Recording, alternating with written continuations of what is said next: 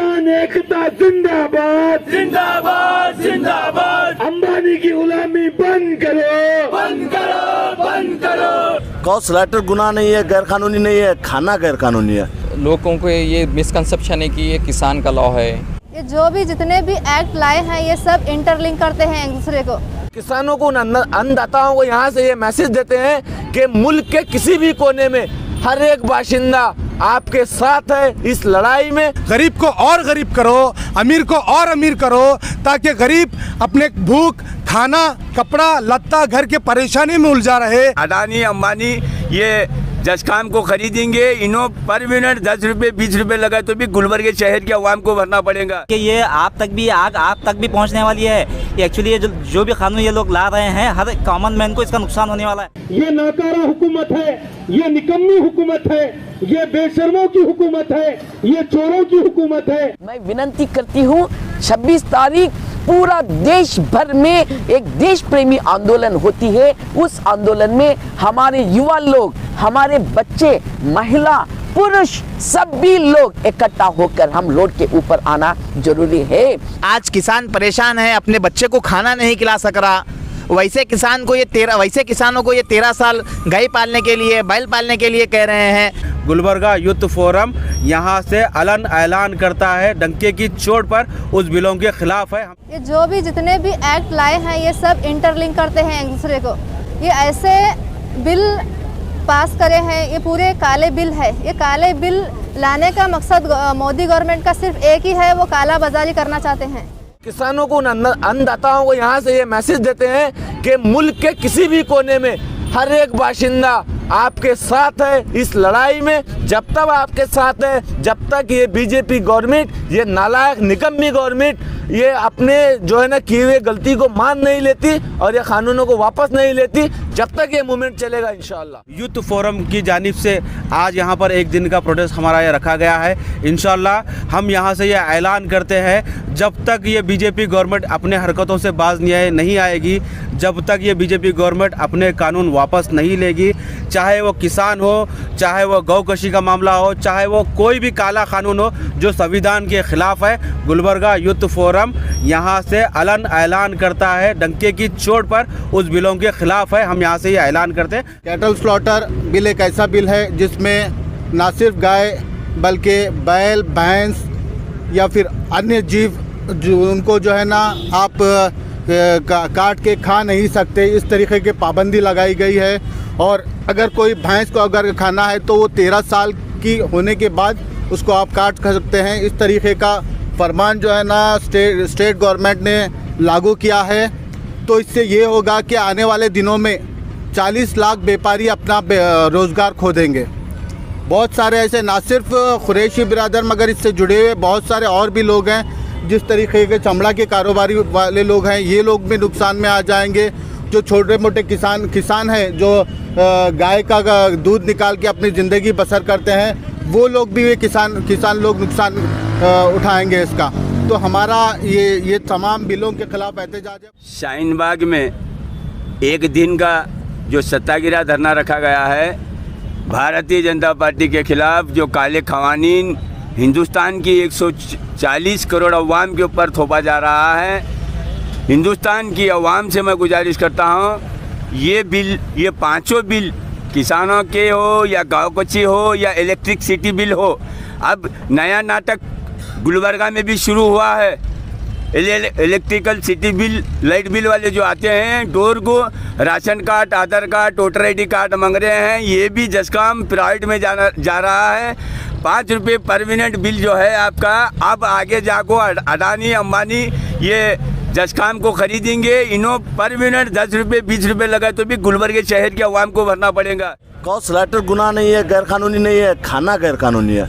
क्योंकि इन लोगों ने कर्नाटका स्टेट में 4 स्लॉटर हाउसेस हैं और उनको कई एक सब्सिडी मिलती है। गौकशी जहाँ पर गाय को काटा जाता है, जो बहुत बड़े बड़े कंपनीज हैं, वैसे कंपनी से आज हर दिन 60 करोड़ रुपए का गोश्त एक्सपोर्ट होता है। 60 करोड़ रुपीस का गोश्त कर्नाटका से एक्सपोर्ट होता है। तो एडी हमें यहाँ गोश्त खाने से मना करते हैं। और 35 करोड़ का चमड़ा जो लेदर एक्सपोर्ट होता है, रोज़ के 100 करोड़ का बिजनेस कर्नाटका स्टेट से होता है। सोचिए अगर ये एक्सपोर्ट होना बंद होगा, अगर हम गोश्त काटना अगर लोकल में बंद करेंगे तो एक्सपोर्ट एक 60 करोड़ का नहीं बल्कि रोज़ के 120 करोड़ का उनका सिर्फ अपने कमीशन बढ़ाने के लिए लोग काम कर रहे हैं। और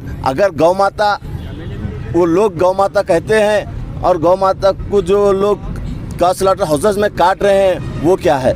अगर वो गैर कानूनी है तो फिर उन्होंने स्लॉटर हाउसेस को क्यों 68 करोड़ की सब्सिडी देते हैं? हमारा मकसद ये है कि जो बीजेपी गवर्नमेंट हमेशा तमाम हिंदुस्तानियों को अलग अलग तरह के काले कानून हमारे पर डालते हैं, इसके ख़िलाफ़ हम हमेशा से एहतजाज करते रहे हैं और आगे भी करते रहेंगे इंशाल्लाह। सिटी का जो कानून जो ये लोग फिर अमेंडमेंट करके जो इसमें प्राइस बढ़ा रहे हैं, मैं पूरे गुलबर्गे की आवाम से गुजारिश करना चाहता हूँ कि ये आप तक भी पहुँचने वाली है। ये एक्चुअली ये जो भी कानून ये लोग ला रहे हैं, हर कॉमन मैन को इसका नुकसान होने वाला है। इनका भक्ति से या इनका धर्म से कोई इनका ताल्लुक ही नहीं है इनका। अगर होता तो सब में पहले ये लोग बीफ एक्सपोर्ट को बंद करते थे। जब बीजेपी हुकूमत जब सत्ता में आई थी 2014 में, उस वक्त हिंदुस्तान 10वें नंबर पे था एक्सपोर्ट में और आज तीसरे नंबर पे है। क्यों?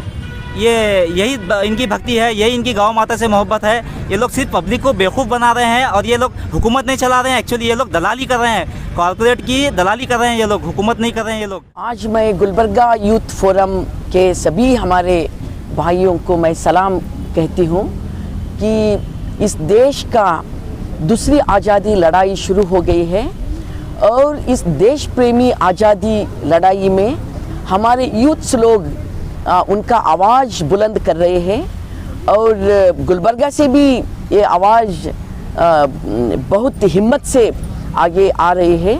मैं इसीलिए सभी हमारे यूथ्स को सलाम कहती हूँ। मैं विनती करती हूँ 26 तारीख पूरा देश भर में एक देश प्रेमी आंदोलन होती है। उस आंदोलन में हमारे युवा लोग, हमारे बच्चे, महिला, पुरुष सभी लोग इकट्ठा होकर हम रोड के ऊपर आना जरूरी है। जैसा NPR NRC के समय में हमने उस समय बोले इस देश हमारा है, ये अदानी अंबानी का नहीं है। इस देश हिंदू, मुस्लिम, सिख, ईसाई, पारसी, बौद्ध, जैन, लिंगायत, आस्तिक, नास्तिक सभी लोगों का ये देश है। ये बहुसांस्कृतिक परंपरा का देश है, ये भाविक परंपरा का देश है, सूफी संतों का देश है।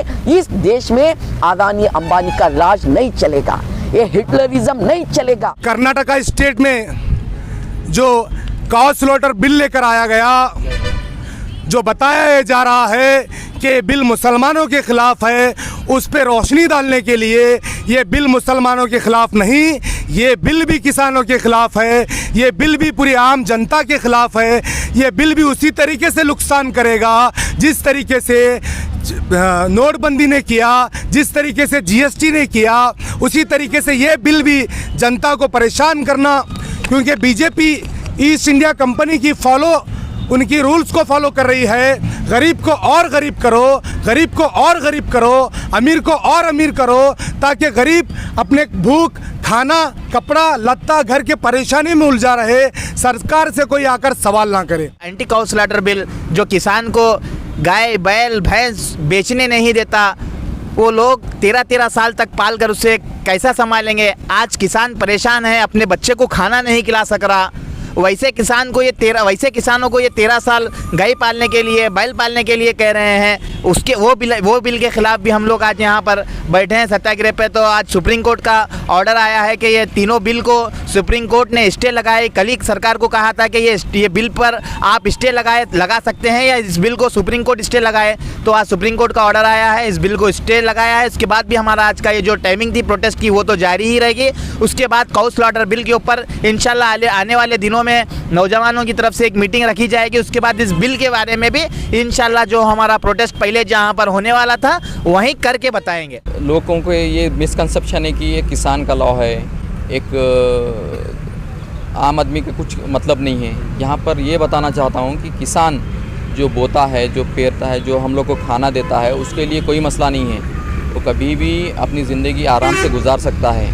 और ये जो भी कॉरपोरेट ये जो है एंटी फार्मर एक्ट है, एंटी पीपल एक्ट है और ये जो है प्रो कॉरपोरेट एक्ट है, जो कॉरपोरेट को पैसे वाले बनाने वाला और गरीब को भिखारी बनाने वाले ये लॉस हैं। दिल्ली में, पंजाब में, हरियाणा में तकरीबन 10-11 डिग्री सेल्सियस की कड़कड़ाती हुई सर्दी में पिछले कई महीनों से धरना दे रहे हैं, उसके बावजूद भी मोदी हुकूमत के कान पर जू नहीं चढ़ती। मगर सुप्रीम कोर्ट ने पूरी हुकूमत को लथाड़ते हुए कहा कि फार्मर्स के प्रोटेस्ट को हुकूमत संभाल नहीं सक रही है, ये नाकारा हुकूमत है, ये निकम्मी हुकूमत है, ये बेशर्मों की हुकूमत है, ये चोरों की हुकूमत है। आप देखेंगे ये लोग जिसके हक में बनाती है वो उनके खिलाफ खड़े होते हैं। अब हुकूमत ने इस देश के अन्नदाता, इस देश के किसानों से पंगा लिया है।